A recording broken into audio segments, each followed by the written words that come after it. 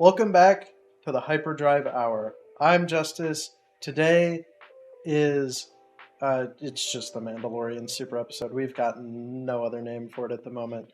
And now I'll let everybody else introduce themselves. Donovan, go. Hi, I'm Donovan. Hi. Marin, you're Nice. next. Alright, howdy, my name is Marin, also known as Sick Dr. Art on all socials, and I am your resident clone enjoyer and Mandoa knower. Sonata. Hello, I'm Sonata. I'm your resident clone hater and somewhat knowledgeable Mandalorian fan. Every goddamn time! I'm never gonna catch a break, am I? With me around? Probably not. I think next episode we should do like an AA meeting intro where it's just hi Donovan and like all of, like the other three of us at the same time. Perfect. That would be funny. Anyways, Marin, take it away. Your That's your Oh, episode. okay. It's your episode. Congratulations. Yay! I get to be the MC. Let's go. Minecraft? I'm not gonna go into explaining what the hell Mandalorians are, because if you're watching this podcast, then you probably already know. But I'm just gonna talk about Mandalorians in terms of, we'll go ahead and start off with what we want to see of Mandalorians in the future, because we have at least one more season of The Mandalorian, probably in the running. And there's a likelihood that we might see some in Ahsoka as well, and you never know. Because Ahsoka worked with some Mandos in the past. She worked with Bo-Katan and Clan Kryze and Clan Rook and her section of the Death Watch. Or not Clan Rook, Clan Ren. That's what it is, my bad. But yeah, suppose we can go in alphabetical order. Donovan, what do you want to see of Mandalorians coming up? If I can speak. What do you want to see of Mandalorians in canon going forward in Star Wars? Really just an expansion of their... How do I put it? I want to see like inter-clan politics, how different groups of Mandalorians interact with each other more and more, as especially in Mando with spoilers, I suppose. This is your chance to turn away now before I spoil the ending of Mando season 3. Oh, whoopsie. Ta-da! With Mandalore recovered, and that kind of being, a rallying cry kind of thing for Mandalorians across the galaxy. I just want to see different groups of Mando interact. Okay. Justice, what do you want to see of Mandalorians moving forward? Are we talking about in general or specifically with like? I don't want to call it. Let's go with like live action or possibly like animated. Let's go with just like shows or movies going forward. All right. So my pitch is a two-front pitch because it also does not have 100% to do with Mandalorians, but it does. Where the fuck is my Obi-Wan Qui-Gon Satine show? Like this should have been a fucking gold mine the instant they set up that backstory. What's their book called? Master and Apprentice? Yeah. But it doesn't talk about it. Yeah. That's all background information in that book. Give me an animated show where it's just a season of them running around on Mandalore protecting her and witnessing Mandalorian Civil War number 482 unfold. Also, I want to know how the pacifist Mandalorians fought a civil war. Yeah. I mean... Also, throw Jango Fett in that show. Make $1 million there. That'd be fun. Oh yeah. I actually really like that as a concept for a show. I think that'd be really fun. Oh, and Donovan, I meant to open you up for discussion, but I'm a bad host. My sincerest apologies. But yes, I like the idea of Game of Mandos, the fight for the throne of Mandalore. Who will sit on the Beskar throne? I like I that mean, idea. that wasn't originally what I was thinking.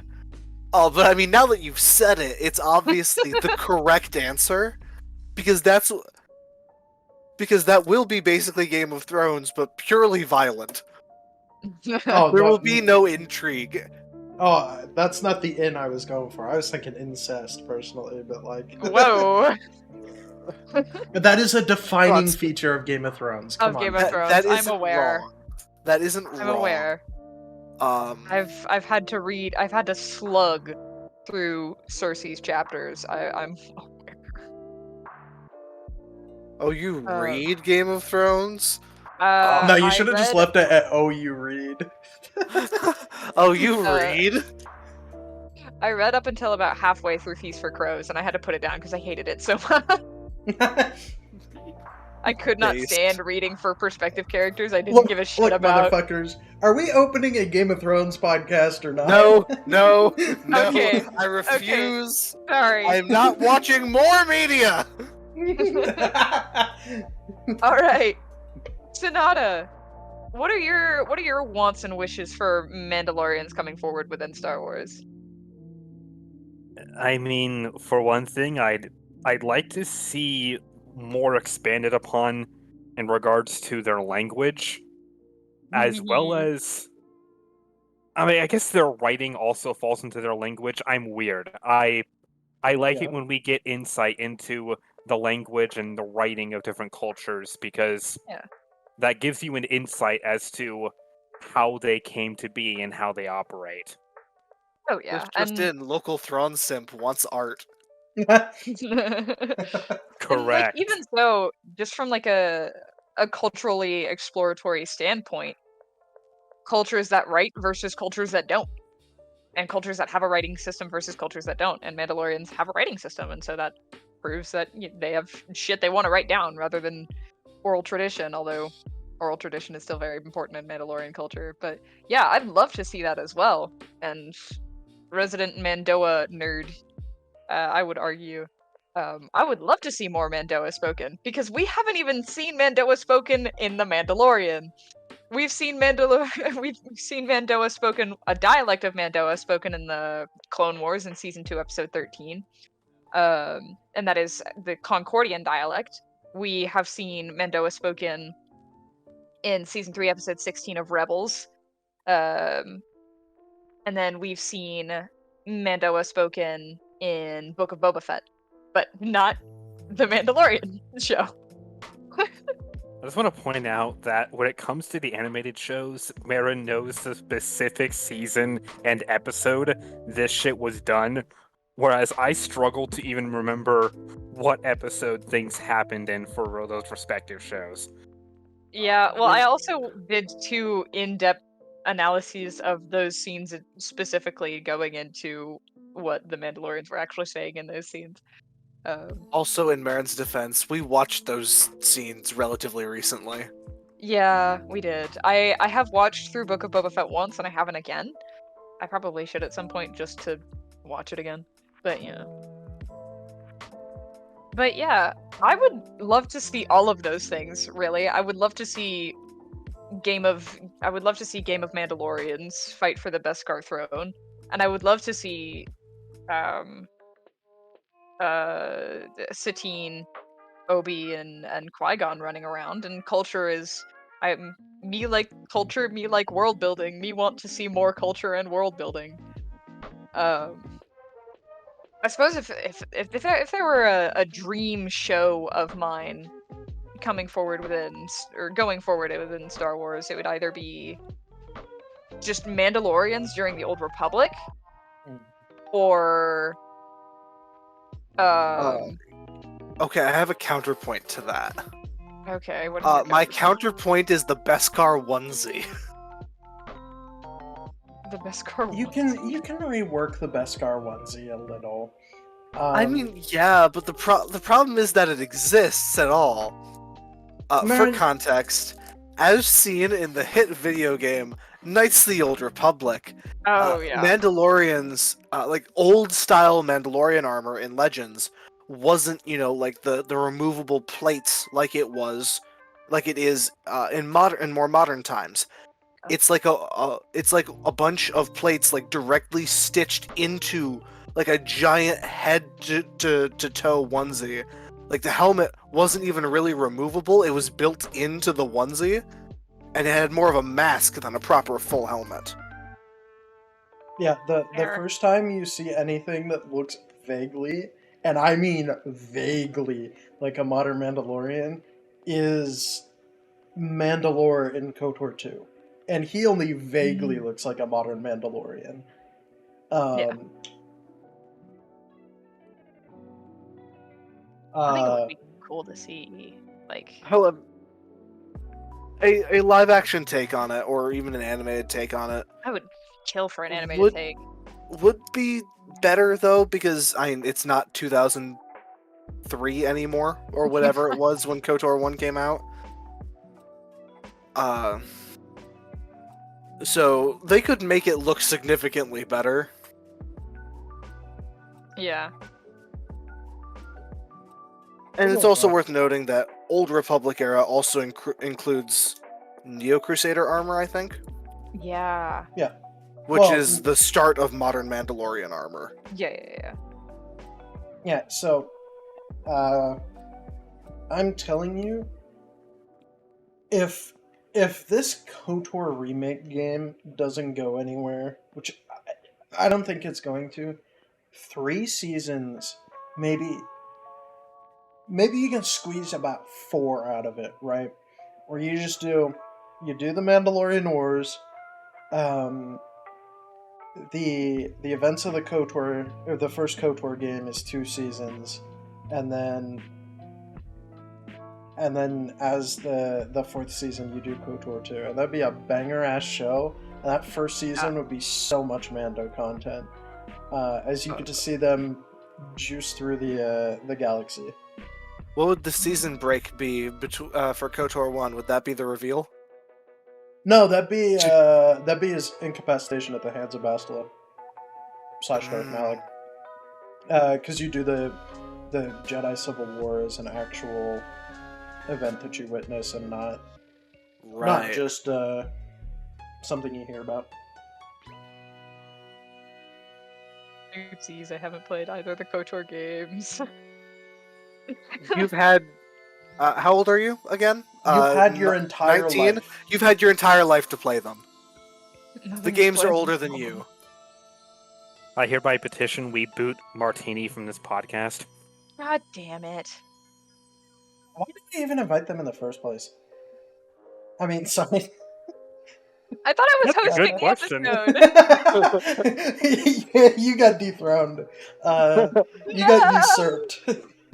No. How could this happen? Very easily, actually. Yeah. I With, think with 3 jokes, we have dethroned the monarch. another show that I would really like to see based around Mandalorian.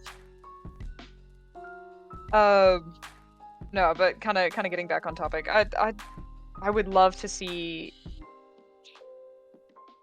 It sounds so goofy, but like a slice of life, just kind of Mando, kind of like beginning of the Mandalorian the show, but just like within, just like nebulous Republic era, just Mandalorians doing Mandalorian things, going in depth into more of their culture and their language and like practices. Like something that I like to think about is oftentimes Mandalorians had to live hand to mouth. They were traveling all the time because they were either booted from their homes so many times, or they were out trying to conquer shit and failing. Well, sometimes succeeding, sometimes failing. But Mostly they failing. didn't have easy access to food all the time.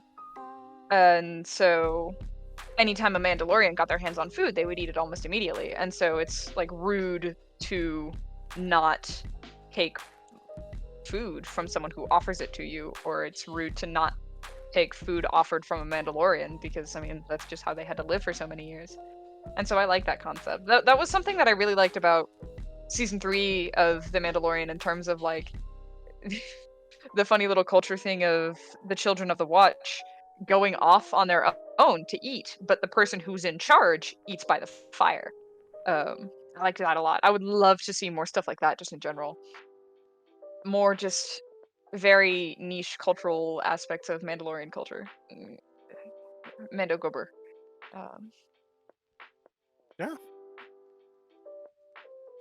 If we're talking specific Mandalorians, I would kill to see a Jango Fett show. Or anything involving Clan Scarada. That'd be so cool. That'd be so fun. Jango Fett is a case of we lost a lot about him when Disney When Legends ended. Yeah. Or Legends became 'Cause- Legends, rather. I mean, there's Same with a like whole the video entirety of game. Clan Scarada, unfortunately. I think Clan Scarada would just be treading on the same ground at this point with the Bad Batch, and Yeah, I unfortunately. don't know if I'd enjoy seeing that, just because. I mean, I don't hate Bad Batch, but I can't say that I love it all the time. So that's like my personal feelings on it. Is if they would have done that first, it probably would have been way better. But I mean, I've got a question of my own.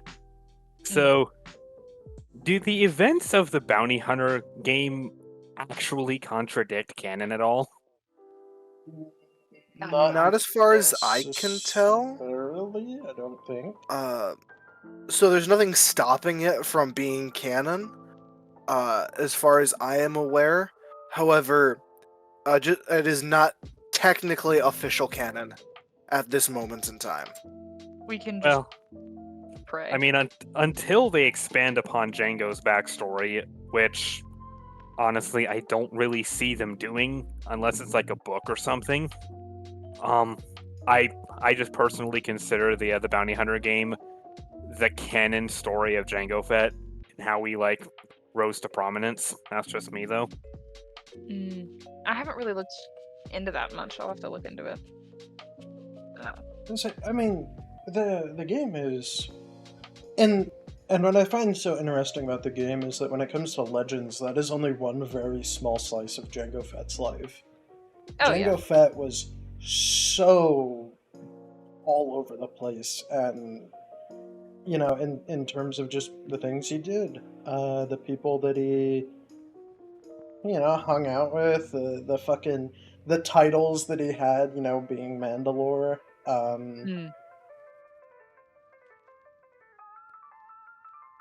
Fun stuff.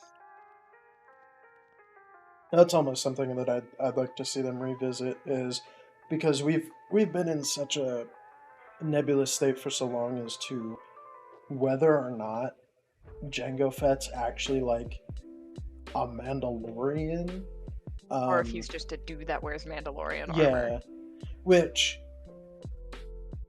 I figured that season 2 of The Mandalorian kind of squashed that issue and was like, yeah, look here in my armor, Jango Fett was a foundling. I figured that's got people still debate it. Star Wars fans are also fucking stupid. That is true. We are dumb. According to multiple sources, he was born on Concord Dawn. He fought in the Mandalorian Civil War. Okay. Got his armor during the Civil War. And Prime Minister Almec disavowed any connection to him. Yeah, that's a classic case of when you're consuming media, a lot of people take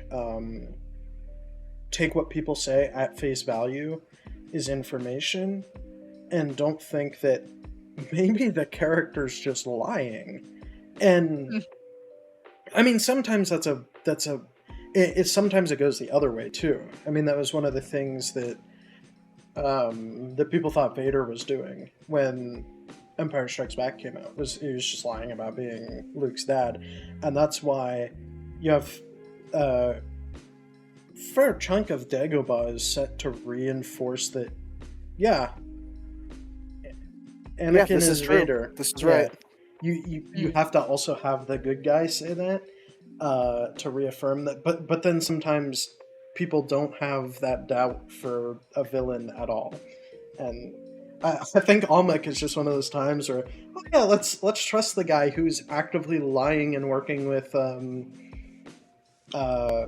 Mandalorian terrorist group. Let's just trust him at face value about disavowing Jango Fett. Like, he's no. Almec's official statement is that he was simply a bounty hunter who had somehow stolen a relic from Mandalore's troubled past. Direct quote from the Wikipedia article about Jango Fett. But no, Jango Fett content would be juiced. Go even a little further back, do some stuff about Jaster Muriel as well. You just give Jango Fett origin story.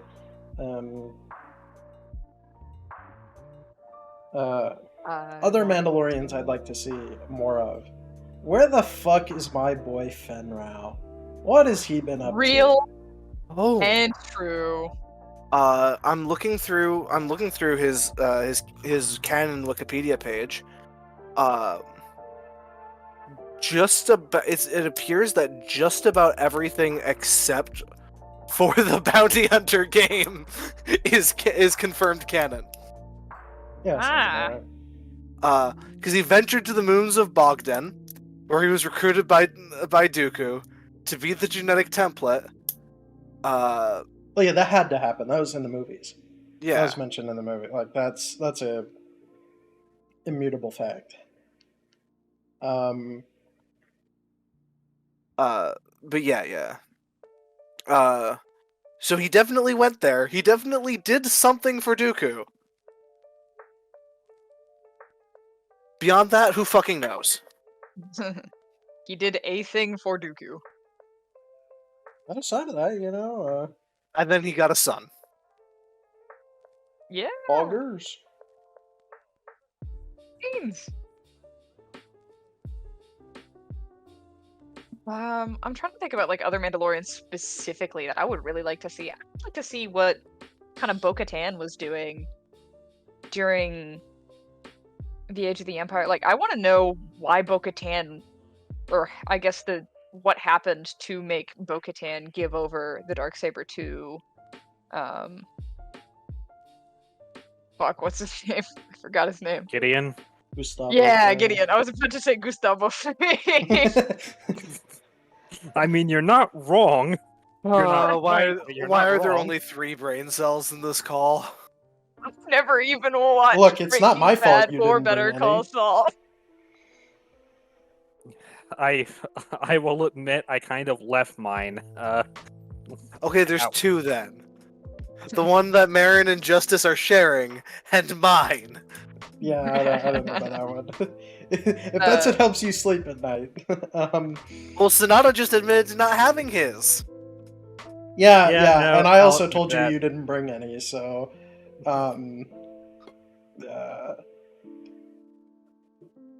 But yeah, I would really like to see the build-up behind what the hell happened to make Bo-Katan give over the Darksaber. And then, segue, because I'm a genius, thoughts on the destruction of the Darksaber?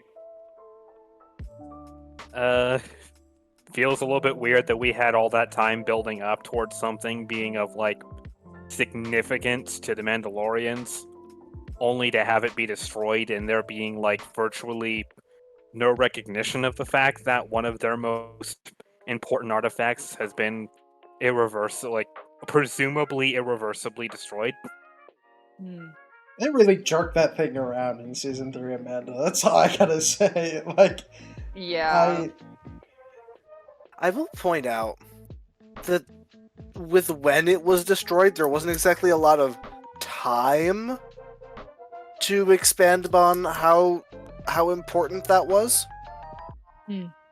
That's for the next season of the show to deal with. Yeah. Yeah.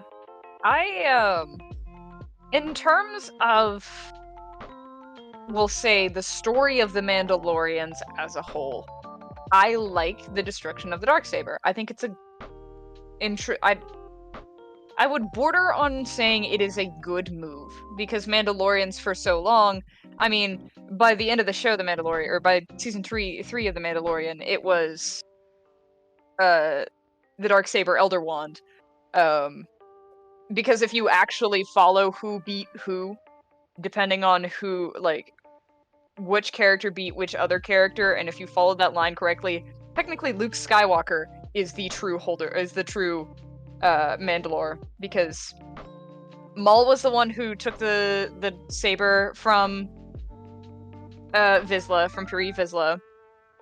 Obi-Wan defeated Maul. Vader no, defeated. That's not where that would pass. Palpatine beat Maul. Yeah, Palpatine beat Maul, and then Vader killed Palpatine. Vader technically died to Palpatine. What? Vader died to yeah. Palpatine. Thus, Yeah. because Palpatine's not dead, I think he's the only one who can inherit it there. Yeah, and I guess. Make up my girl Rey! Woo! Yeah, Rey killed Palpatine, and so she's technically the true holder of the Darksaber. She is Mandalore. But yeah, it's the Darksaber Elder Wand. And it was the concept of an item that is passed, or that an item that is won, to be like the leader of an interplanetary society and culture and government is interesting, but whenever you think about the logistics of it, it's really, really stupid, as we have just displayed. And so I think the destruction of the Darksaber is kind of a good move in terms of, like, let's actually discover what Mandalorians are like when they have to politic. And also moving away from Mandalore's incredibly violent past. Because, I mean, that's what Satine attempted to do, but she couldn't. She was killed for it. And so I think in terms of actually wanting Mandalore to be a peaceful society, the destruction of the Darksaber is a good move. See, now granted, in order to establish some of the bigger things, because in canon, you actually know surprisingly less than you'd think about Mandalorians, I feel like. Yeah. So we'll hybridize Legends with this a bit, because the Darksaber is just the Mask of Mandalore. Yeah, but, I was gonna bring that up. And if at least with Legends, the Mandalorians don't do. Moff Gideon was right. They don't do too hot when they don't have their trinket to follow. Yeah. Anytime the mask is gone, they're just absolutely shafted to the. That's why they're no like real credible threat from the Mandalorian Wars onward. Because even when they get the mask back, they're super fragmented, and then eventually it's lost again, and you've got nothing. Yep.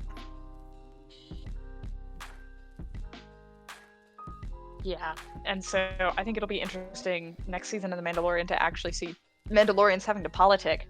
And I think it'll be interesting to see the dichotomy and what hopefully they go into, the differences between the Mandalorian culture that left Mandalore after the Night of a Thousand Tears and stayed kind of standard Mandalorians, you know, Mandalorians that take their helmet off or just do bounty work, the Mandalorians that were with Bo-Katan. And to see how they interact with the Children of the Watch. Because, I mean, we saw bits and pieces of it in The Mandalorian Season 3 and Season 2, that they didn't necessarily get along well. And so forming a new united Mandalore without the Darksaber, and at the moment, I mean, Bo-Katan, I guess, is Mandalore? But I bet you in next season, we're going to see some contention with that. They've also already got a new symbol brewing. I hope you know that. Really? That's what the mythosaur is going to be. The mythosaur Oh, is just yeah. going to be the new symbol for who can rule Mandalore. Yeah. It's worth Whoever noting rides as the or well some shit. that Mandalore's mask in Legends was made of mythosaur bone. Yeah. So we could be seeing Mandalore's mask being created, theoretically. On that note, however, of symbols, I do kind of like the destruction of the Darksaber as symbolism for what has happened with the Mandalorians and what could continue to happen. Because Gideon broke the saber. He broke Mandalore. Yeah. Are they going to put it back together? Or are they going to stay broken? Reforge it into something new. Oh no. A gun! I mean, maybe. We'll get to see it after they're done jerking off their Thrawn plot. Yeah. Because that's really what the focus of That's what it's all building up to. the old. Can't wait for Filoni Mandalorian versus- Season 6, Ahsoka. I mean, you joke, but that's been a concern of mine for a little bit.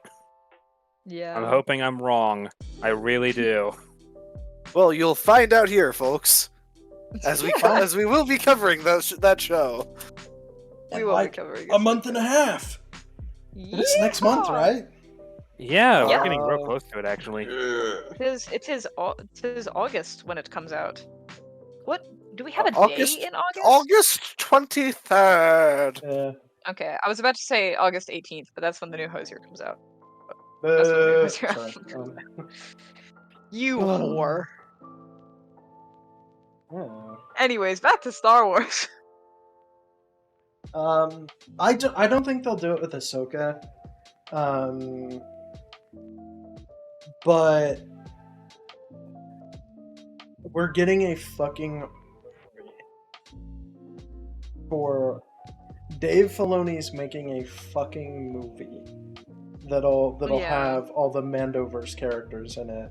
I don't foresee us touching on Mandalorian inner politics. I thought we were gonna get some of that in season 3, and instead we got Jack Black and Lizzo and fucking Christopher Lloyd. So That is fair. not that I have anything against any of them or the fact that they're in Star Wars. Mainly the fact that they're all in the same episode. All I'm saying is that Christopher Lloyd's character had literally no motivation to do any of what he did. Because literally everything he was trying to accomplish was already a thing. I also just want to say real quickly that, first and foremost, waste of a great actor. Also, I would have liked it a lot better if the Ugnaughts were the ones behind it. Hey, you're stealing my Yeah. plot twist. Either the Ugnaughts or like something that connects to the whole Imperial spy plotline they have going. But old, disgruntled Clone Wars separatist doesn't mesh right with me. I mean, I thought this was gonna be, hey, let's crash course Din Djarin on politics so he can be Mandalorian, and instead the episode Yeah, ended with that's what I Bo-Katan was being hoping it would Mandalore. be. And I will say I absolutely hated at the time that they passed it off, and then the fact that they destroyed it like 2 episodes later. I was like, I guess that numbs the pain of A little really bit. shitty Elder One rule coming into play here. Because you absolutely know that if Bo-Katan would have kept the Darksaber, it wouldn't have broken, and Mandalore got nuked again, they'd all just say, oh, well, she won it on technicality and not with a proper fight with its previous wielder, so she doomed the planet again. And I just... I don't know.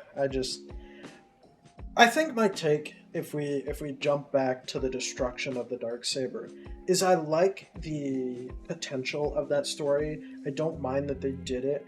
I just don't like how they did it, and more so the build-up, I think. Because I think an epic climactic battle with Moff Gideon, who is this now slightly deranged man who literally just wants to take the best of certain cultures and make himself a fucking super soldier, and recognizes that, hey, maybe I should break the material or the symbol of these guys, and they fall, right? They're nothing without their trinkets. Like that's not a bad way to do it. It's just I wasn't crazy about season 3 as a whole, so to see that the Darksaber's last few moments of actual existence were getting passed around because the Satan spawn of General Grievous and Kazdan Paratus happened to spring a trap on Din Djarin felt kind of... I love that description. Yeah. It's kind of scuffed. That's all I gotta say. That's my take on it. I hope they do the plot point justice, but I just don't like how they kind of built up to it. Because I think the best way... Go ahead. I wanted to see more people kicking ass with it in live action, I think. We gotta use like 3 times maybe in proper combat. I think the best way to describe Mando Season 3 is just underwhelming. Expectations were really high, and it not only did it not fulfill expectations, it didn't fill expectations that we didn't know we had. I think my biggest issue with it is kind of the expectations that season 1 and 2 set in terms of quality, and it's just like even if there were parts of season 1 where I wasn't fully on board with, because they did just feel like filler episodes, and season 2 even had a few of those, but it was like they were still like, the show is still really good, and I was kind of raving about it at the time. I was just like, man, I'm really enjoying this. I feel happy to be a Star Wars fan right now. Season 3, it was like, there were moments where I'm like, damn, that was a good episode. I'm excited to see where they're going with this. There were other episodes where I was like, holy fuck, this is trash. Why? Yeah. Why? Going back to Guns for Hire, I made a discussion video about it, and somebody in the comments had the best description of the episode ever. It felt like fan fiction. Guns for Hire is the Jack Black one, right? Yes. Yeah, that's... And the worst part is that it wasn't well-written fan fiction. Yeah, I've read most fan fiction better fan fiction. Some fan fiction is really well written, but there's a vast majority of it that is really, really shit. I mean, there's been a few that I've I've read. read The fan that fiction that Marin's wrote? Sorry. You hoe! Holy shit! Absolute slut! Jesus Christ! You're so outraged. Ow! My heart. You have one of those? Wait, Martini has a heart? Not That's anymore. what I'm saying. Why are y'all so mean to me? This is just the make fun of Marin episode. This is not even Mando episode anymore. We gotta counteract the fact that you get to do 90% of the talking. Yeah, no, we do have to do that. Yeah. With just shot after shot after Relentless shot. bullying. Yeah. Shot? We're doing shots? Where? Oh, I called the rum. I don't have anything in the house right now. Guys. Donovan, the one thing we've learned from Pirates of the Caribbean is that the rum is always gone. What are you talking about? I have a bottle of rum. And Why if you is don't the rum stop Why is the gone? rum gone? The rum is not gone. It's about to be. Talk about Star Wars, please. Why is the rum gone? Anyway. Marin. I don't know. We could see Mandalorian alcohol, which is called tihar. That is very similar to eau de vie. That's a thing that I know. That'd be cool. Yeah. That would be very fun. Does that just qualify? I don't know what the fucking noise my throat just made there. I don't know how much seeing on-screen alcohol is like. Because, so the thing about that is you can go the really shitty route, which generally they actually kind of do with their props and whatnot, where it's just barely modified shit that you can find anywhere. Like the alcohol bottle that Carl Weathers gives Mando. Yeah. You know, that is just a bottle of alcohol, I think, without the label on it.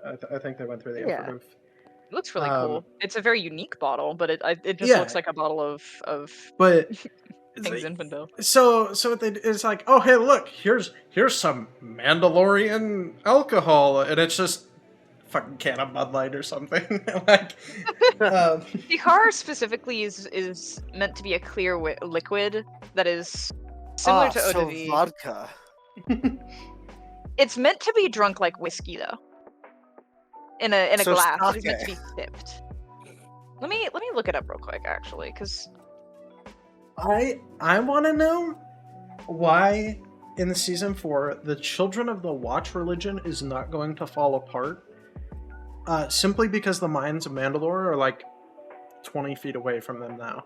Yeah. Like, what's stopping me from taking my helmet off if, in order to seek repentance, I can just walk down the street and take a bath? Like, I think it's just going to be more of the maybe a conflict between tradition and innovation, which I think could be an interesting societal conflict. But I don't know if, considering the quality of the previous season, I don't know if we're going to get anything along those lines. I also want to point out real quickly that we've kind of gotten that storyline like before in some of the show media. I recall Clone Wars specifically tackling that a few times, and they're known to recycle stuff on occasion. I'm just not sure whether or not that's something they would recycle. Because I'd also argue they kind of did it during this season as well. Yeah, with that's Bo-Katan. That's the whole argument between Bo-Katan's Mandalorians and the Children of the Watch. And Din Djarin had his whole speech to Bo-Katan about honor. Like, he doesn't, he respects her because she is an honorable person rather than the fact that, she upholds the tenets of the Children of the Watch or her own tenets. She's just a good person. I'm actually just waiting for their religion to fall apart, though. Upon the point that... At what point are they going to start looking at some of the things that the Armorer does and just realize... If she can just randomly declare Bo-Katan as somebody who's a part of both sides of Mandalorian tradition, why the fuck should we care? Like if some random woman is just capable of doing that. It's the Pope putting the king in charge. That's what it is. Yeah, and at what point do we get Martin Luther to show up and say, hey, maybe the church is kind of goofy. Or King Henry, so we can go, hey, I want to divorce my wife. Let's make a new religion. We'll probably get... If we see more Mandalorian clans reuniting on the planet of Mandalore after knowing that it has been officially retaken, after the flames of the forge have been relit or whatever, it's because that's not the only sect of the Children of the Watch. At least I don't think. So what about other armorers out there? Do they have the same sort of power that our armorer has, or are they beneath her? Or what's kind of the hierarchical system of the Children of the Watch? Just want to know more about the Children of the Watch. Just flat out. I just want to know where they came from. I 'Cause have my own. Well, I'm sorry. Well, I think we Uh, know where they came from. yeah, it's kind of in the name. Well, yeah, but like which? They're all What clockmakers. Oh my god. What the fuck up? Correct. They are all clockmakers. It all makes sense. Obviously, now. they came from Death Watch, but what made them? Because I mean, whenever we saw Death Watch in Clone Wars and stuff like that, they took their helmets off. They were in service of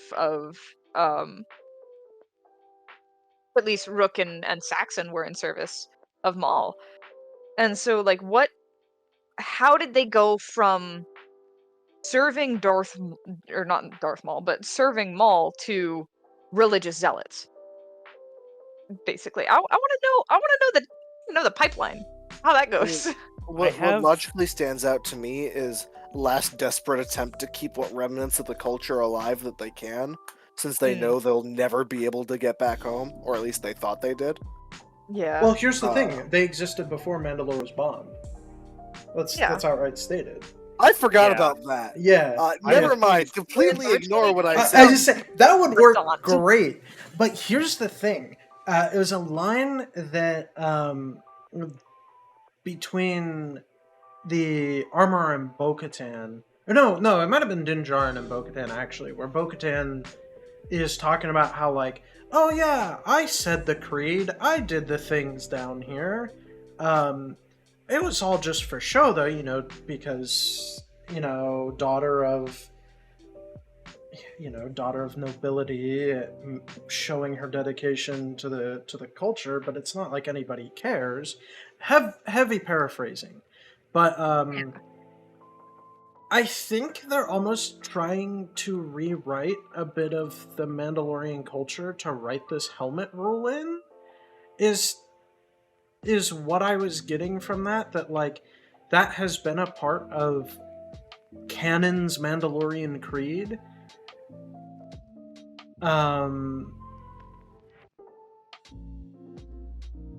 And I almost wonder if it's just not, hey, we're fucking bored without Darth Maul.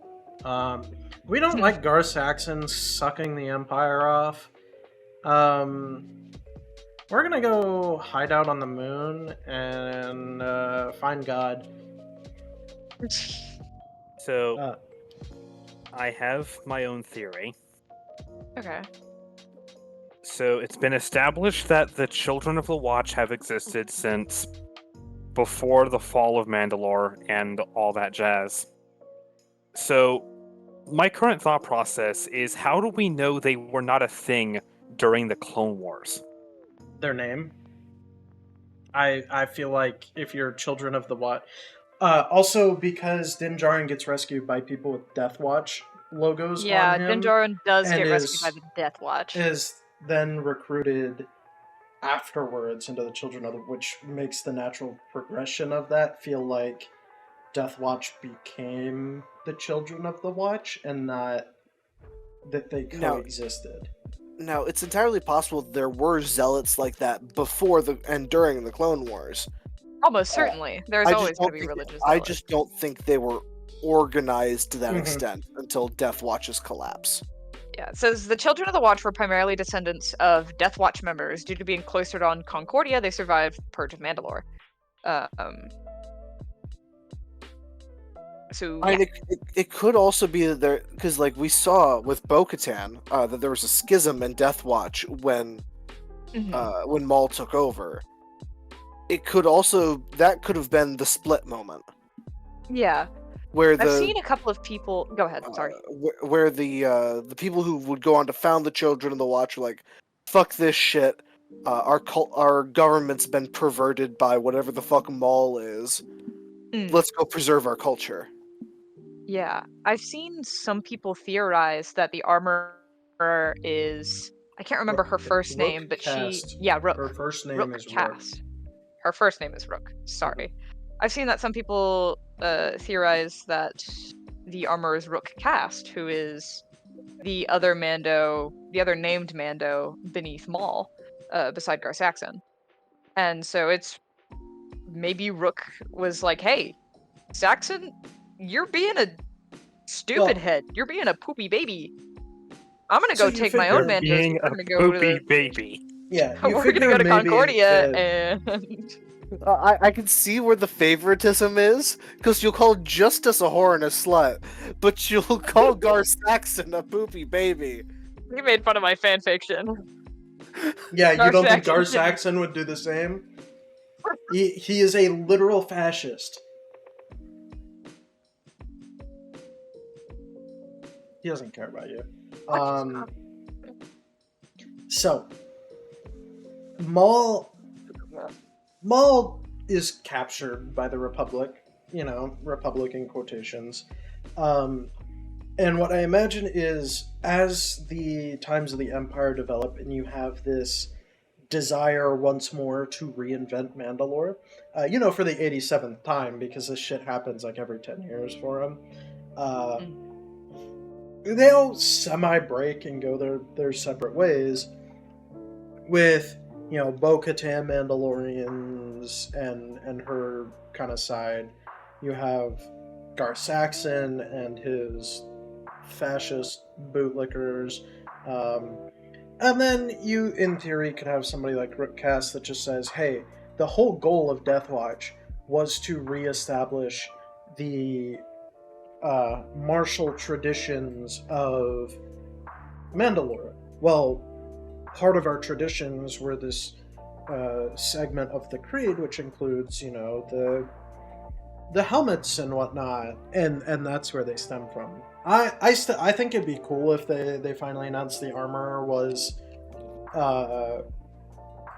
her, but I feel like they almost would have done it already. We've had 3 seasons with her. I feel like she's just a nobody. That's fair. I'm gonna have to side with Justice here. If they haven't announced that already, I don't think they're going to. I'm a big copium enjoyer though, so I'll hold on to my hope that it's random Mandalorian lady from the Clone Wars that they gave a name to, because she shows up in a few comics as well. Yeah. Oh yeah, because she helps Maul get out of prison one time, doesn't she? Yeah. That's where Gar Saxon originally came from too. Is the Barbacks. Yup.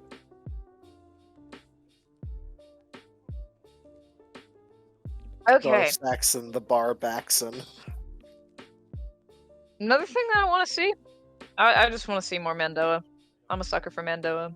I kind of went into it earlier. We've seen 3 instances of it in canon that isn't in like a book, which I don't even know if any books have Mandoa in them that are canon any longer, because Karen Travis, the woman that spearheaded creating the language of Mandoa, wrote the Republic Commando books, and then Clone Wars happened, and there was a lot of not pretty things that were going on in that era, and so Karen Travis no longer associates with Star Wars. But they have used bits and pieces of her language. So we only really have 3 places of it being spoken. I want to see more of it being spoken, because it's the language of the Mandalorians. That would be really cool. I also mentioned this earlier. Yeah. I almost I would- wonder if it might be a rights issue, because if she spearheaded making it, she might have she and the people who helped her make it might have the intellectual property rights, so they might have to work with her every time they want to use it. I doubt that. I severely doubt. I that she said would maybe. hold- Yeah, I'm just offering the counter as to like, I think that's a situation of it just being as a Star Wars property that Lucasfilm would have the right to that. I would just really love to see it. And sort of like a crack dream of mine. Clones speaking Mandoa. I'd kill to see some clones speaking Mandoa. Ugh. I would love it. But This we've just already seen in, a lot of clones. but- martinis on crack. Yeah, this just in. Marin likes clones. What a crazy thing, y'all. Because I mean, clones were trained by a shit ton of bounty hunters and a shit ton of Mandalorians. And within. Go ahead. And the simulations. Yeah, just like the simulations. But in Legends, we see clones being taught things like the Huerta Verde, which is the Rage of the Shadow Warriors, which is a Mandalorian war chant, along with Vodean, which is like the one that everybody knows. And the Huerta Verde is very similar to that of the Maori Haka, in truth. It is a sacred rite. And within the Republic Commando books, there's like a moment where some clones perform it in front of a Jedi, and the Jedi remarks it as being like one of the most beautiful things he's ever seen, in terms of just like how culturally specific and incredible it is. I think at one point, can't remember if he asked to record it or not. I remember reading maybe something like that in the wiki. I'll have to look up the Huerta Verde again. But I'd love to see that sort. I just want to see that sort of stuff. Not even in clone culture. I just want to see that sort of stuff in Mandalorian culture as a whole, because I feel like the Children of the Watch would probably have something along the. Although I feel like the Children of the Watch would have something along the lines of Vodean or the Huerta Verde, or other Mandalorian songs and chants. My issue here is I feel like if they were going to expand and their showing of Mandoa, the place to do it would have been the Children of the Watch. I know, and it pisses me off if they didn't. I feel like the way to do it is to have the arch traditionalist Mandalorians only speak in the old tongue. That would not Okay, have in been Republic, interesting to watch. I though. found in Republic Commando 000 by Karen Travis, the Huerta Verde is first seen and performed in ritual dance by clone troopers on board of the RAS Fearless after Delta Squad and Omega Squad were extracted from a TI Ops mission. I don't know what that means because I'm stupid. And later inside the CSF Social Club after a Black Ops mission on Coruscant. Yeah. And it's called the Warriors of the Shadow, or the Rage of the Shadow Warriors, to be translated.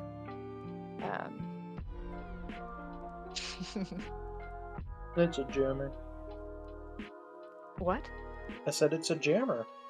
It is. It is, yeah. Check out the Samuel Kim version of it that he melds with Vodean. Actually, it's pretty good.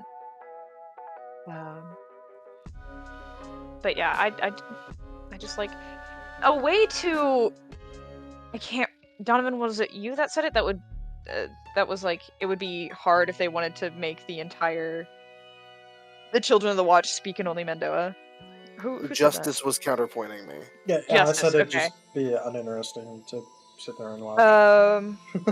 Go the way of Avatar, the Way of Water, where Din Djarin, the way that you could quote unquote fix that would be you kind of start off with the people in the Children of the Watch speaking in Mandoa, and then you have a moment where a character remarks that it is now like a first language, and then it switches to whatever language, English, I guess, or that. But this person, not knowing what languages are called in Star Wars, it's called Basic, Marin. Galactic Basic. Me. I would argue this is some pretty basic knowledge. Oh my god, I hate that so You know, much. They've got a Don't point. worry, It's so pretty do basic I. knowledge. But yeah, that's a fun I'd little say- story. Go ahead. I'd see myself out if I didn't know for certain it would fuck up the thumbnail. Not the thumbnail, the Yeah, the recording. yeah. I about disconnected your dumbass, and I was like, oh wait, but then it shifts everybody's portrait. I can't do that. Oh, You are God. saved for now. No, I just Victory. I would say that I think they need to speak more of it, but I don't think they need to speak only it. I think it's Yeah. very hard to have foundlings inducted from all ways of life if They only Uh, speak in yeah, if they Mandoa. can't understand this, That's true. relatively niche cultural language. Incredibly niche cultural language. But the fact Not that even relatively. one of the only Like, times we get them to speak it um, is when the armor is just counting off while she's training with Din Djarin and the Darksaber is kind of strange. Yeah. Oh, also, like, probably actually the better way to do it would be to have it being during, like those training montages, but also during like rituals, like, Yeah. Have it be like Latin being spoken in church almost. yeah, like, because I'm thinking like the scene where, we keep going back to it. Bo-Katan and the armorer talking. Before the armorer just goes, "Hey, she's a part of both worlds." That entire scene probably should have been in Mandoa, or at least like transitioned to it when the armorer started getting serious in that conversation. I just about cried whenever Din Djarin baptized himself and he started speaking in Galactic Basic or English. I was like, no! That would have been literally the exact place to speak Mandoa. Oh yeah. That would have been the perfect one. That and the lighting of the forges again. The two perfect places on top of what Donovan said. Or those would have been the three perfect places to speak Mandoa, and they didn't, even though they have access to the entire language, and even though it's not a complete language, they have enough money.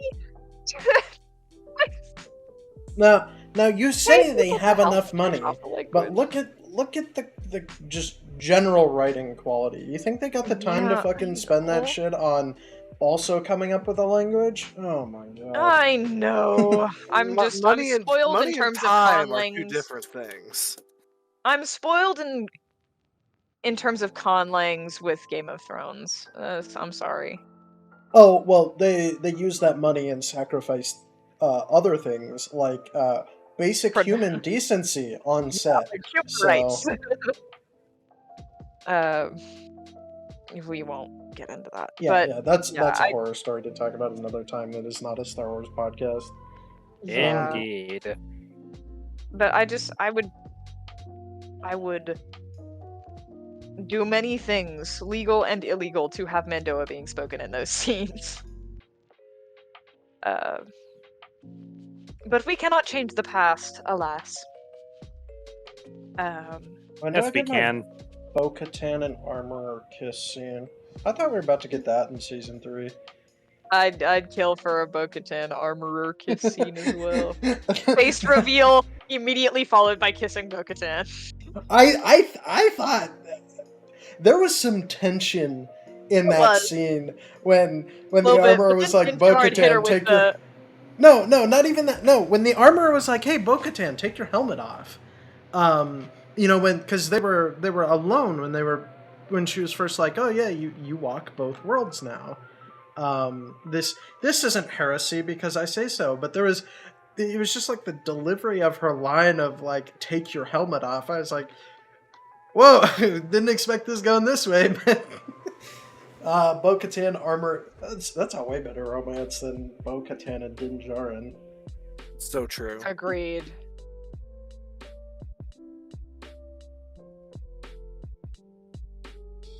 Hold on, I'm trying to look up. It should not be that hard to move your head to look up. Like it's nothing complicated. I'm trying to find the. Well, Star Wars has a good quote about trying as well. Oh my god. Sorry. Do. I'm Or do gonna not. jump off There a is no bridge. try. Oh, dear lord. Sorry, I'm trying to fill this dead space you're giving us. You're No, terrible at your job. Let's talk about. If we want to keep going on the train of Mandalorian, or on the train of Mandoa, Also, we have confirmed different dialects of Mandoa, because in Clone Wars Season 2, what's being spoken is Concordian Mandoa, not true Mandoa. That's why it has taken people so long to translate it, because some of the words just straight up don't exist. That's the Dave Filoni excuse for I didn't do enough research. Yeah. But it's really That's- cool whenever you actually translate what he says. He says like the one, the saber, the eternal glory as he's dying in Satine's arms, which is almost certainly a reference to Fen Rao, because he at the time was, or not Fen Rao, Pre Vizsla, sorry, my bad. He's referring to Pre Vizsla. Because he was the holder or the wielder of the dark saber at the time. Which, I mean, I just think that's really cool, the fact that Mandoa has different dialects. And Satine knew it because she was from the moon of Concordia. Martini turned British there for a moment. Because I was mimicking how Satine sounds. Yeah, it's cringe. British Satine people. sounds like a core worlder. She Yeah. kind of, she does. She She's do. a She do. It's sound so like a cringe. worlder. Just a tad Nobody bit. likes core worlders. Nobody likes the British.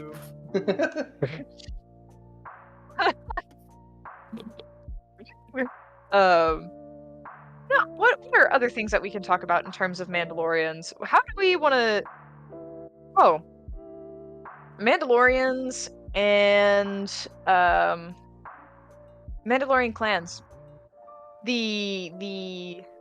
So something that I have found, and that some people have brought up in my comments on some of my TikTok videos, is why do Mandalorians put stock in clans whenever a very important part of Mandalorian culture is adopting and foundlings, and the saying Nija Onish Garsabuir Ordi Wadazla, which means nobody cares who your father was, only the father you will be. So that's something very interesting. I think I'll let y'all talk about that. What do we think about that? The differences between foundling culture and clan culture. I mean, it doesn't, like, if you're pulling in foundlings, that just means you're pulling in more promising individuals. And like the goal is to make your clan well known, venerated, so you can go and compete at the higher levels of the culture, right? So it's less. The Mandalorian culture seems to care a lot about individual achievement, and what you can pass on into the family down the line to make it stronger. So family matters a lot. Yeah, the family unit as a whole really does matter.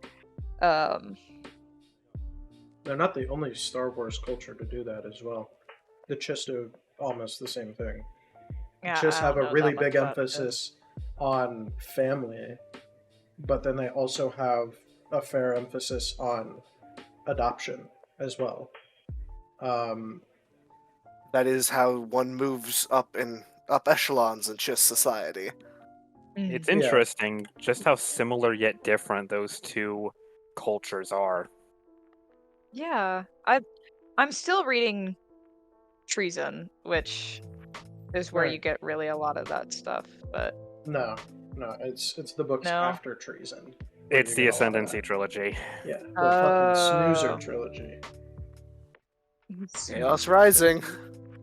But isn't also once you join the what is Arlani considered? What is her rank in the military? Or in the Admiral. Chiss Defense Fleet or some shit? Yeah. The Chiss Defense Fleet, yeah. Yeah, Well, the fact that like whenever Yeah. you Yeah, join it's the when you Chiss hit a Defense certain Fleet, you rank, lose your though. yeah, whenever you hit that certain level of accomplishment, you no longer have your family name, which I think is very interesting. It's for the duration of your service, is my understanding, Yeah. to be fair. Hmm. They do it specifically. I believe the lore explanation is so that family politics isn't brought up while you're also trying to defend the ascendancy. Which, of course, it is anyways. But Oh yeah, neither of here nor course. there. But no, you have to hit pretty high for you to It's lose flag officers, right? something like that. Yeah, because I know Thrawn as a senior captain was still his full name. Because you sent me something about that for Yeah. one of my characters. Mm-hmm. Also, I would like to correct myself on some Mandoa that I said earlier. The full saying is Gartaldin Nija Unish Garsabuyer Ordi Wadazla. Jesus, that's hard to say. I missed the word Taldin. My sincerest apologies. I don't accept apologies from the British. My No. sincerest apologies. There we go. Much better. Hey, ho, partner. Semi-robotic Southern. Let's go, boys. The real Mandalorian accent. I feel like every Mandalorian should have just a really thick, like, Western accent. You know, they should all sound like cowboys, or they should be Russian. You think Either Bo-Katan or. should sound like this? You think Bo-Katan should say "bless your heart"? I think the armor says "bless your heart." God, please no. Keep I going. live around enough people who talk like that. I don't need that introduced in one of the few pieces of media I have to escape my real life. Give them all the Cobb Vanth accent, where it's like not quite as like Western as it needs to be, but you can tell the dude's emulating an Like old ever so Western slight Southern. marshal. Yeah. Yeah. He's Um, talking Southern without really using the accent. Yeah. Fuck it, just make Cobb Vanth a fucking Mandalorian and give me a show about him. Like That would be just fun. honorarily, hey, look, man, you did pretty good. You've been very helpful. You got wounded in the line of duty. You know, Cobb we- Vanth is the main character of Mandalorian Season 4. we respect you. At this point, I feel like he's about what, like, we expected Din Djarin to be. In season one, like when the show was kind of like pitched to the world, and you saw trailers and everything, and he's, you see him as some rootin' tootin' gunslinger Mandalorian making his way through the galaxy. And Cobb You Vanth isn't know, making his bounty way through hunter. the galaxy. Yeah, he's making his way through Mos Pelgo. Yeah, good old Freetown. Yeehaw, partner. He's making his way downtown, No, Walking fast. I mean, I don't think he's walking. He's currently in a bacta tank. True. Swimming fast. Floating fast. That works. Floating. I think he's just floating. Cobb Vanth is gonna be the one to kill Thrawn in the Heir to the Empire movie. I'm calling it now. Now, obviously, we're missing something. It's going to be Grandmaster Gonk of the Jedi Order who kills Thrawn. They're gonna recanonize my favorite Legends Jedi, Empajayato's Jedi Master brand. B. No, not. Oh no. He's the other one. Master Bates is a pretty high tier Jedi, to be fair. But to pull us back to our original topic of Mandalorian, Mandalorian. and to get our hosts to actually pay attention to, You The are fact the that ones we've that gotten off thrust this topic. onto me, like, as we started recording. You can hush. Marin, when I suggested Mandalorians, you should have known that tonight was your night. Yeah. this is just your own fault. Skill issue. Yeah. My thing is just like I'm very niche into very specific Mandalorian culture things. So if we want to do a deep dive into Mandalorian culture and see what's cool about that, I can start going on about the history of Mandalore in terms of like where they started. Because fun fact, Mandalorians didn't start in Mandalore. They started on Coruscant. That's where Mandalorians were originally from, according to legends. The Tong were from Coruscant. Tong enjoyers. Any Not to be Tongs Day confused with enjoyers? Tongue enjoyers. Sorry. Tong. Tong. As Tongue in enjoyers? Yeah. I've heard some people say it Tuang. Tuang. No. Well, we Tong. love the two. Because it's Tong's Day. That's how they say it. Yeah, it's Tong. So I guess in name they are canon. Yeah, the in name the Tong are canon, but according to legends, the Mandalorians the Tong were pushed off of their home planet of Coruscant by the human forces of the Zell. And that's actually where the song Da Muerte Verde, the Rage of the Shadow Warriors, came from. Because something happened on Coruscant where there was like a huge smoke cloud. I can't remember exactly what it was. A huge smoke cloud covered a lot of the planet of Coruscant. And so that's where the Mandalorians would strike from. They would strike from the shadows. And then they got pushed off and they just kind of bounced around the Outer Rim for a while, the Tong slowly moving numbers, and then it was Mandalore the Indomitable. That was the one that really kind of, for lack of a better term, canonized adopting different species into the Mandalorian culture to be like, hey, just because the Tong as a species is dying out, that does not mean our culture has to die with it. And I could have sworn that was Mandalore the Great. I cannot recall. Because that was the first Mandalore, correct? Nah, I don't think the first Mandalore was the one that did culture. Great is the first Mandalore, unless you're in Legends, and I think it's just Mandalore the first. I might have them backwards. But for some reason they're differently named in canon and Legends, because we gotta make them different for the sake of being different. Yeah.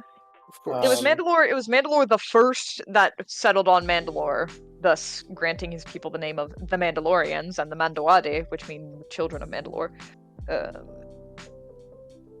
But yeah. Yeah, it was Mandalore the Indomitable that created the tradition of, or that is credited with the creation of the tradition of adopting. It's like one of the oldest events in the Star Wars galaxy as well, is the Zhel and Tong War. Yeah. Let's look up Mandalore the Indomitable's wiki.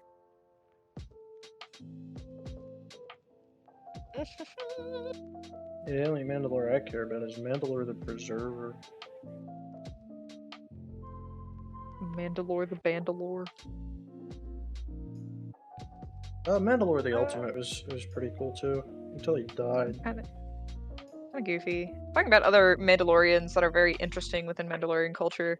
There's a Mandalorian that so many Mandalorians hated and feared that his name literally became the worst curse in the language. And that is the Mandalorian. He was not ever Mandalore. He was a Neo Crusader, named Demagal. Or he was originally a Mandalorian Crusader turned Neo Crusader, named Demagal. And he experimented on Force sensitives, not knowing that he himself was a Force sensitive. Experimented on children and people, and Mandalorians canonized him as a boogeyman, basically, and coined the term Demagoka, which means monster and, war criminal. See, I wish we got more war criminal Mandalorians. I feel like we have a striking lack of reason as to why we should believe these guys are, some of the scariest warriors in the galaxy, all things considered. Yeah, we really don't. We see some bits of it in, Season 1, where Din Djarin is terrifying, because... The prison. The prison was a good case of... Oh, damn. The prison and the rescuing of Grogu. The second time, not the first time. Mm-hmm. I think this is a combination of, first and foremost, I know it's called The Mandalorian. I get that, but lately, I feel like we've gotten an oversaturation of Mandalorians within that show. I kind of miss when it was just a handful of the Children of the Watch and Mando himself. but now it's like everybody, like every Mando and their mythosaur is now involved. And as a result, we don't get to see them go up against anything that, like, yeah, we've got the fights with the Empire, and those kind of demonstrate their strength as a unit, but we don't get to see them as we don't get to see their strengths as like individuals after certain points of season 1. Mm. I mean, you have moments where Bo-Katan kicks ass. Oh, yeah. In season 2 a couple times, but it's like, I wouldn't say that their actual on-screen presence has been anything to go, oh yeah, that's why these guys are so scary. Yeah, I mean, I you wanna- watch the clones drop down onto Mandalore, and they're just clapping cheeks left and right, like the. Well, it's just also because they don't show off their bulletproof armor too much, which Mhm. I always get a kick out of. But I would love to go back to the Mandalorians that looked at the Jedi and said, "Oh, Jedi can block blaster shots? Right. Let's just make shotguns. Let's just use buckshot against them." Love to Don't go back forget to the that. flamethrowers.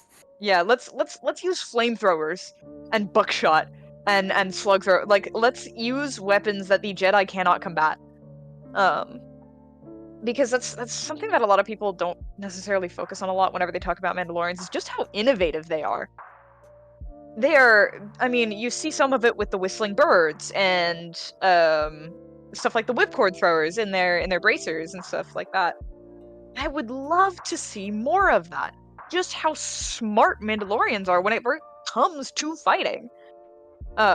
Because they are a warrior culture. I'd love to see more of the warrior in their warrior culture. I think that would be really cool. at the same time, they're kind of dumb. They lose like every war they get into, even when they win. They They do. lose. Yeah. And Yeah, but it's because the other big warrior culture shows up, and you know the Jedi are kind of hard to give the smackdown to. Yeah, magical space wizards with laser swords are kind of scary. yeah, I mean, The Mandos- your shotguns and your bullets Can only do so so much to against them. magical space Yeah. wizards. The Mando should have just taken some leaves out of HK-47's book and just deploy landmines on top of them. See, the Mandalorians did take pages out of HK-47's book, despite the fact that he didn't exist at the time, and And you know, I don't think he technically exists yet either. They canon. gunned. He doesn't exist in it. Yeah, they gunned for all kinds of non-Jedi targets. It just doesn't help that the Jedi they were fighting with were fucking brutal. And calling them Jedi is, in some senses of the word, a misnomer at that point. Again, you want to go back to last episode. Good intentions versus the actual outcome and the means of which you use to achieve said outcome turn you into a bad person. Using a weapon that harnesses the gravitational field of a planet and kills almost everybody there. No, that's how you beat the Mandalorians. Oopsies, Malachor 5. Right? Yep. Yeah. Give me that shit in live action now. Give me that shit as an animated show. I don't care. I just kind of want to see Revan whip some Mandalorian's ass. Yeah. You want to know what I want to see that's highly specific and very goofy, but I think would make a awesome show? Give me a buddy cop Mando show, or like 2 Mandos just against the galaxy. Doesn't matter what era, could fit in everywhere, but one of them has a Besplev, which is a Mandalorian flute that is also they rubify it and basically also a gun. It is also a sharp bladed weapon, and give the other one a Bevita Gir, which is a fishing spear that is also used as a normal human person, as a normal weapon spear. I just want to see them go around the galaxy. Those two Mandos. I think that'd be so fun. Give me a Bard Mandalorian. I would love to see that. All of that sounds like it would make like good shorts, but I'm not Yeah, sure if you could make a whole series off of it. Give me a Visions episode of a Mando with a Bavita Guerra and a Mando with a Vespev. That'd be awesome. I still just want to see Jango Fett smack down some Jedi too. I would love to see Jango Fett do literally anything. Yes. I think that's kind of the we're going back to earlier, but I just have Jango Fett on the mind at the moment. Is that He's a good man, the though. issue with kind of Disney's decanonization of some of the Legends stuff is I feel like we do know surprisingly little about Jango Fett in terms of like what he's actually done to make him qualify as the best bounty hunter in the galaxy. Because he did all kinds of crazy shit in Legends, like kill 6 Jedi barehanded, and all we're really given is Mace Windu cut his head off. Yeah, he didn't completely lose against Obi-Wan in a fight. I guess he's good. there are a few comics that do expand upon him a little bit, but that's really one of the biggest casualties of the extended universe becoming Legends. Did I say extended universe? I did, didn't I? Expanded Yeah. universe, extended universe, whatever the actual title was. It's an X. Is that we just lost a lot of background information on relatively minor characters that really expanded what factions they were a part of and what they were. So there's some good Death Watch lore we lost there. We lost Death Watch lore, we lost Jango Fett lore, we lost a lot of Jedi lore, Sith lore. We lost multiple entire races. My favorite race doesn't exist as far as canon is concerned, I believe. Connie Gober. The I'm looking do it up now. exist. There's a vague mention of him. Oh yes, Very vague. an Achani man came to attend the Velo Republic Fair and almost died. Some base. Thanks, the High Republic, the Rising Storm. Yep, they've been very indirectly canon for a long time, and the fact that their fighting style has existed, but that's about it.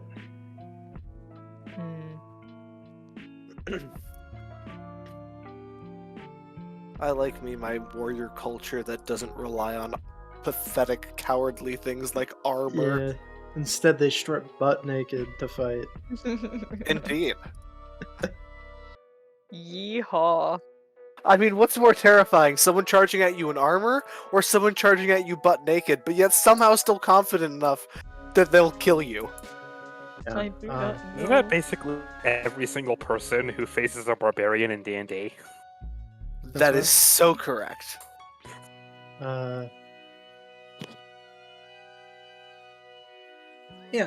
I don't know. I just feel like we have so much and simultaneously so little about Mandalorians. Yeah.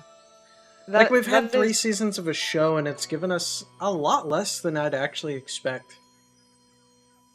That's, I think, the best way to put it. We have so much, yet so little. I feel like they spent so long developing the world the show is currently in that they've neglected the world that builds up to the events of the show, if that makes any sense. Like, Yeah. we don't see anything of the Mandalorians as a culture really until a few episodes in properly, and after that it's pretty much just the adventure of the week what hijinks will our Mando get up to this time. I'll be right back. I'll be right here.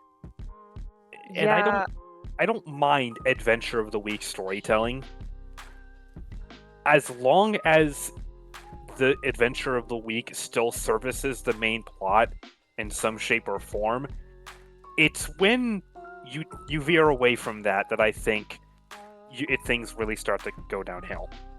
Mhm. Well, I mean, what are you considering servicing the main plot? Because, like, we mentioned the prison episode from season 1 earlier.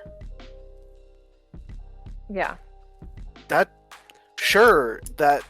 gets him some. He gets some money from that, I guess. Doesn't really do anything else other than like gets him in contact with Mayfield, whatever his name is for later. Mayfeld.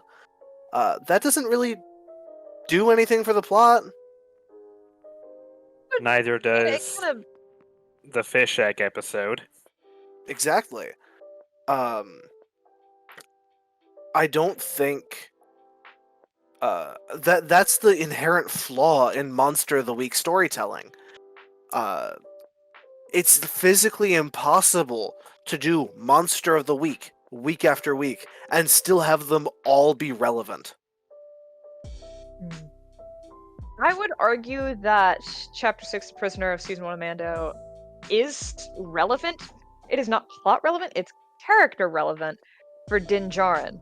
Setting up people that he used to work with. Setting up, this kind of reminding the audience that, yeah, Mando had a past before he picked up Grogu and stuff like that. He was a bounty hunter and like did shit before all of this. That's kind of like a... That is a fair counterpoint, but my counterpoint to your counterpoint is they have proceeded to do absolutely nothing with that. Incorrect. Bill Burr in season 2. We've talked about that. Oh, I just got back. But I would say that not only... Like, The Prisoners is probably the only one in season 1 where I'm like, I can kind of see the point, because it does establish the past, and it sets up something that they can use, granted, only for a single episode, to kind of draw out the coming climax. That's a terrible way to put it. The climax The coming climax? Yeah, of season 2. Justice, there's a coming climax?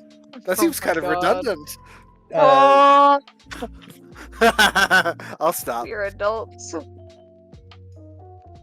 Are we? Are we Most of the really? time. Physically, yes. Thumbs up, Bill Burr. Funny character. I Make him a I Mando actually too. really liked Mayfeld as a character. I see we're just handing out we're giving out the Mandalorian free t-shirts. Buddy You never cop said show. he's a Mandalorian. I said I like him. No, I did. Buddy cop show with Cobb Vanth and Miggs Mayfield. Oh, that'd they be both so got the armor. fucking Like super bad. dead. Hmm? Mayfield like dead? No. I can't remember. No, not? he's just not? officially he's dead to the New Republic. He's off doing his own thing now. Oh, yeah, you're that was right. how that episode ended. Yeah, You're he right. faked his death to avoid a New Republic prosecution, if I recall correctly. Yeah. Rather, character played by a woman who absolutely threw her career away faked his death. Yes. A character who is not missed, really. Yeah. Did They Did they that- could have done good things, They did but not. they didn't. I They mean, weren't a was bad there? character, but sorry, go ahead, Sonata. I keep cutting you off. Yeah. I'm gonna be upfront. I can't remember really anything positive about that character. Like, truth be told, their main gimmick just seemed to be Alderaanian survivor with a grudge against the Empire, and the character didn't really go anywhere outside of that. Maybe I'm just stupid and I'm not remembering season 1 very well.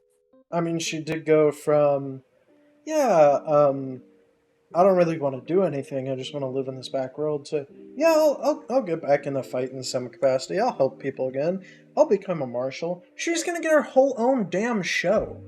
Yeah, she was only in like 3 episodes. She never really got a chance to be expanded upon before she kind of threw away her acting career. Yeah. Like, if she was just meant to be a side character, there's nothing inherently like overwhelmingly glowing that I can give about Cara Dune, but at the same time, I don't have anything negative to say. She's there. I would have been interested to see her character get developed through a spin-off. That spin-off is getting canceled is probably why season 3 of Mando is just weirdly paced as well. Because they're mixing in stuff that would have been Yeah. in that spin-off. Because they gotta set up Big Daddy. And Daddy T-Ron.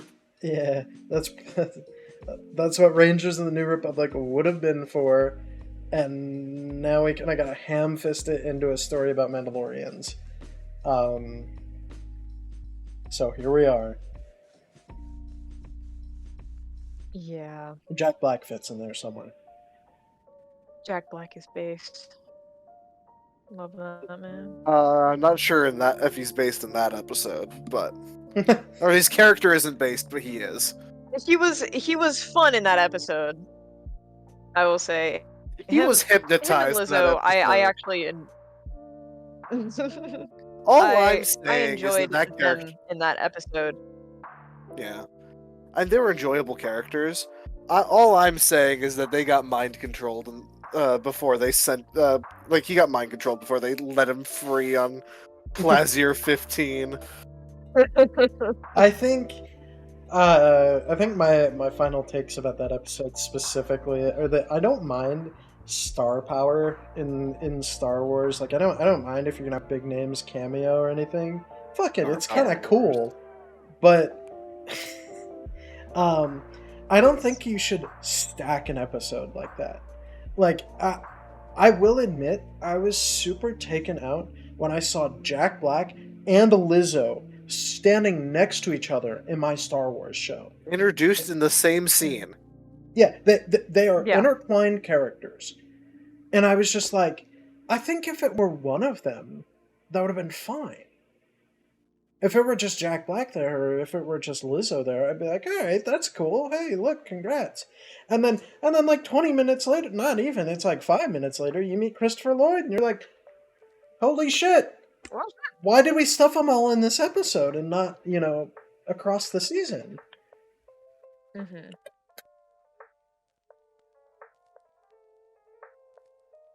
Yeah, that was an episode of all time. Yeah. Yeah. I will say I do like the fact that they have the.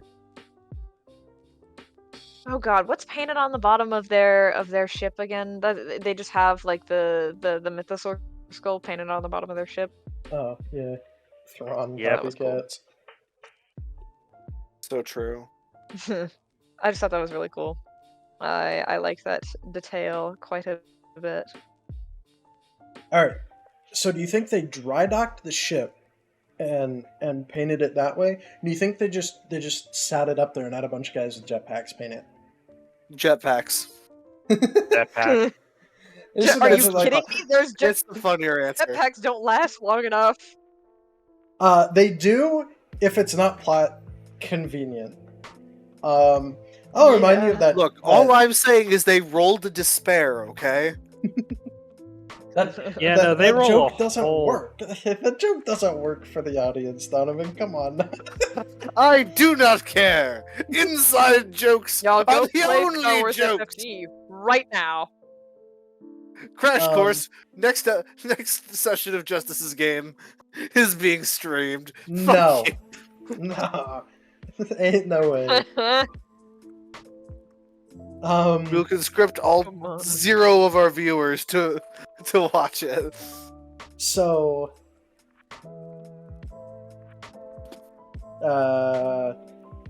yeah, that's another thing that I think season 3 really like salts my apples. You know, is that they're just like, hey, yeah, suddenly, like I get that jetpacks have fuel, but suddenly these guys can't fly 5 fucking feet. Oh, I will say that episode was probably my favorite out of the season. At least it's the one that I remember the best. The finale was pretty alright.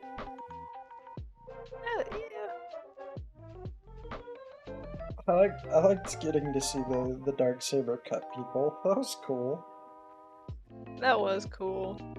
I like the. I'm a sucker for Paz Vizsla, which makes me sad that he died and forgot he left died. his kid behind. Yeah, his kid is now fatherless. I totally Should forgot about Should that I character quote death. what Marin actually calls Paz? We just call Please him do. Daddy. No, Paz, I can Daddy. do that myself. Daddy Daddy Paz. Paz. Yeah, Daddy you've been thirsting over Paz. Jon Favreau. To I be didn't fair, know he was Jon Favreau when I started be fair, thirsting. he was only Favreau for like the first appearance. After that, it was all another Yeah. actor. Yeah. However, that's fair. thirsting It was over all the Jon actual guy that Favreau. played them. I really like Paz Vizsla. I would have loved to see him as more of a foil to Din Djarin, but now he's dead, so we can't. Doesn't matter. That Also, is pretty I'm foily. Somehow, Paz Vizsla Aluminum? returned. I'm kind of sad that Paz, his kid is named Ragnar. I really wish they would have gone pre Paz and then post Vizsla. I wish. I think that could have been nice. That would have been funny. Also, we do not know how Paz Vizsla and Pre Vizsla are related. We do not know if that is a son or a cousin or I'm a pretty nephew, sure it's just a clan. or it's just like a general clan name. I would have liked. I don't know. It's just the fact that Pre and Paz are very similar in terms of nomenclature. It did seem like Clearly, they are identical twins separated at birth. they were cloned. But yeah, I wouldn't just be go ahead, 'cause surprised I if think I there know was what a you're about to mention. raw familial connection based on his talks about the Darksaber and Yeah, Bob. Bobs? Because he 'cause does seem he gets pretty very attached. defensive over the Yeah. Darksaber. That is true. Which, I mean, if you're I dealing... Star Wars does deal with adopted family a lot. So, I mean, if you do see yourself as an adopted part of Clan Vizsla, yeah, you might Then, have yeah. the same feelings, but... Yeah. I do like Alright. the idea that Jon Favreau's character had a son that was also Jon Favreau's character. I would Okay. love that. But honestly, I really hope we get to see some of Ragnar Vizsla next season. I feel like in order for Ragnar to actually do anything effectively, it would have to be a pretty substantial time skip. Yeah, I'm gonna Yeah. have to side with the- Donovan on Because this. the kid's like 7. I mean, he's not He got his- actually he got that his- young. His baptism. But he is All we know very about it was that young. he's I old mean, enough to take the creed. That could be yeah, anywhere and we don't know from the age 5 to take that. to 15. Yeah. It looked like he was like 9. Yeah, I've always, in my noggin, I've always thought of Ragnar as about 10 years old.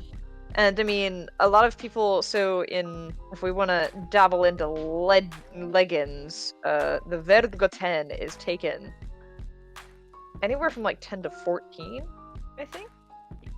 It's the Mandalorian coming of age hunt. Yeah.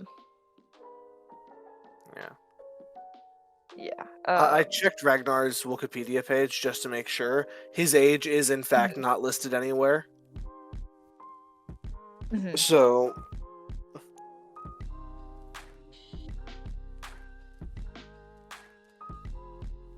I also pulled up his wiki page just to see what's going on. I want to see what the fuck they do with those raptors. Obviously, That's they're great. going to ride them into battle.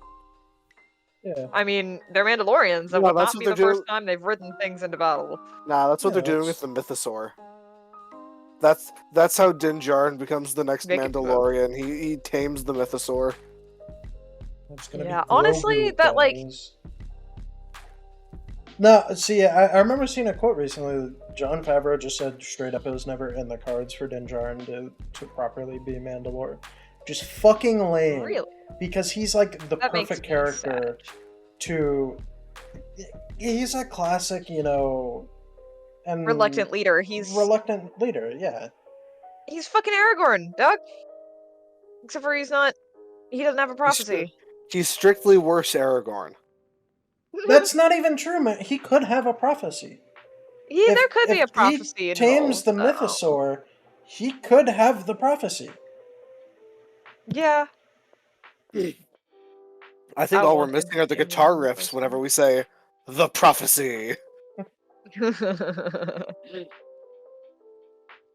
I would honestly, I am in total agreement. I want Din Djarin to be I want Din Djarin to be Mandalore.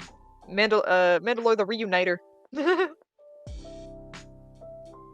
I am rather ambivalent. Like, in the end, I don't care who picks up that mantle, so long as them Someone picking does. up so long as them picking up the mantle makes sense.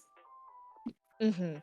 Like, yeah, he'd be a good fit, but I can think of a few other characters that theoretically could take up the mantle if they stepped up and actually did it.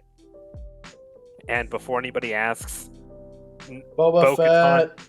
Bo-Katan's on the list, Boba Fett's on the list.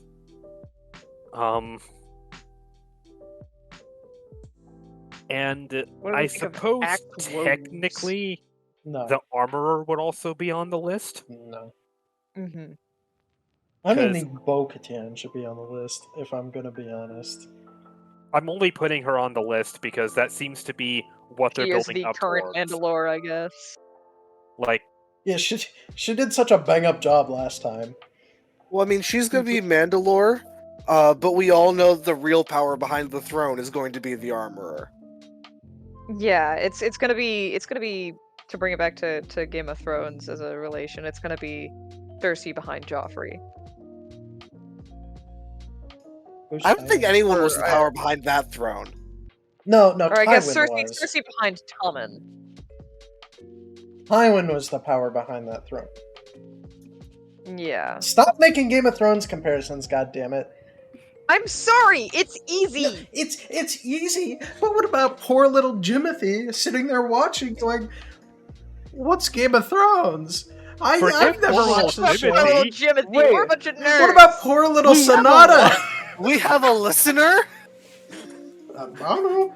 There's a Jimothy we to have be a- confused?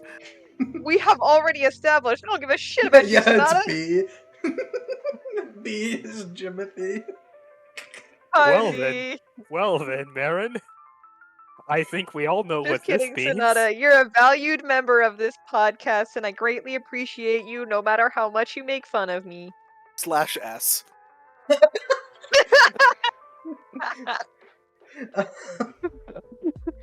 Just remember, everybody, at the end of the day, killing a clone isn't murder. It's destruction of property. Hey, we're talking about Mandalorians here. Yeah. They were trained by Mandalorians, it counts. Yeah. I was trained by a teacher in school. That doesn't make me a teacher, you fucking dingus. Oh god. I can't remember. There's Mandalorians no are god cool, here. guys. I just wish they were shown to be cooler on screen. And that's a wrap. That's a That's wrap. our entire episode. That's the thesis, guys. All right, guys, that's the thesis. Do we actually want to end it now? I mean, honestly, I we're feel we're like coming I've up on talked enough. 2 hours. Yeah. Yeah. It seems we're getting reasonable to end it here. I could go in depth into Mandalorian language cool things that I've noticed after studying See- it for way too long, but I don't think See- we want to get into that. I'm That not sounds trying like a to solo fall episode asleep for yet. you. Yeah. I'm That not sounds trying to like- fall asleep. If you want to do that, you can make your own little extras video. I do that on my TikTok. Go check me out. Sick Dr. Art on TikTok. Stop fucking plugging yourself. No, I'm kidding. I don't. And if you're gonna plug yourself, at least do it on your YouTube account. I don't have a YouTube. You commented. That's Yeah, bullshit. Marin. That's like my fucking personal one. I'm What not do gonna you use my think personal one to Hyperdrive post Hour is shit. for me? This is the one that I'm subscribed to all the dog shit onto. Before we table this, let's table this, say goodbye, and then pick up the conversation. Then we can tear into Marin some more. Yeah. All right. Thanks for accompanying us on the journey of Marin talking about Mandalorians. Mandalorians. Yeah, Marin leading us and doing a shit job. I mean, a wonderful job at it. I was terrible. I've been Justice. Goodbye. Everybody else say goodbye quickly before I press At the one button. point, I was Goodbye. Donovan. Goodbye. Ciao, adios. Hasta luego. Oh, retorshimi. That's how you say it in Mandela.